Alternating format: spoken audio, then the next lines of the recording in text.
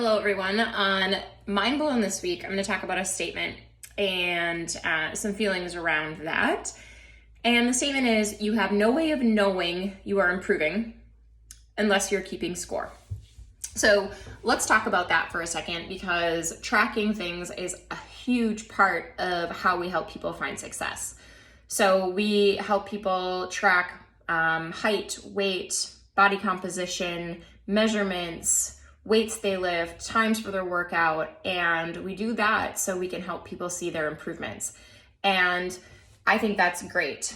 One of the things that we get a lot of pushback on is measuring food. Now, let's get through this cultural thing about food and understand that food is our fuel. It is our gasoline. It is what we need in our bodies in order to get through life, to perform. And what type of fuel you put in your body depends upon the type of machine that you want to have. If you put crappy food in, that's not going to work very well. And an interesting thing is a lot of people hate to measure food. But I will say that I think it's really one of the most important things you need to do for nutrition, so that you understand appropriate portion size and control for you. Now, that being said, is it something I think you need to do all day, every day for the rest of your life? No. It's one of those things that you need to do to learn and to be able to appreciate that you know what is the right fuel for you.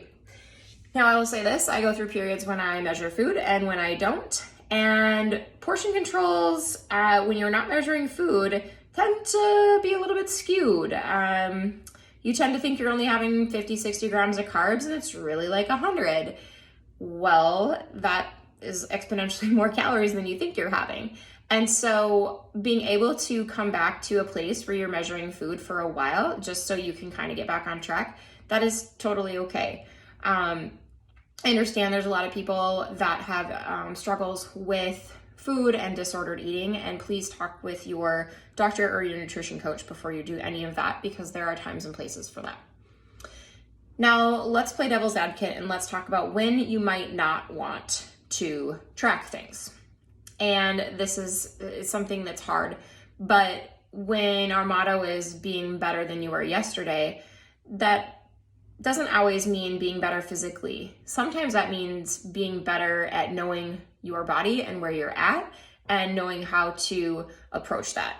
For example, we had so many women have babies here, and in our system, we track 1 rep maxes times. Well, when you come back from having a baby, that is not the same body that you left with.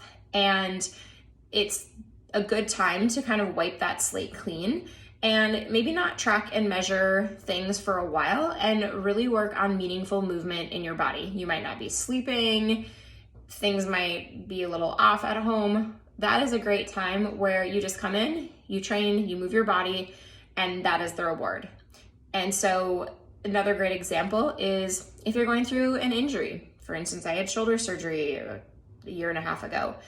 And when that happened, I was really proud to push the dowel over my head. That was big progress. And so I didn't necessarily track my weights, but I tracked movement. Like, I was able to do this movement today with 0 weight and to count that in for a win. So for the most part, if you want to see progress, tracking things is definitely important, but also know those times you need to reel back and just take a step back, because it's not the time or place to track things. So know when to do it and know when you don't need to do it. And if you have questions on that, talk with your coach during your next 90-day meeting. And maybe this will be a season where you're tracking things, or a season where you're just doing something different, and that in and of itself is good enough.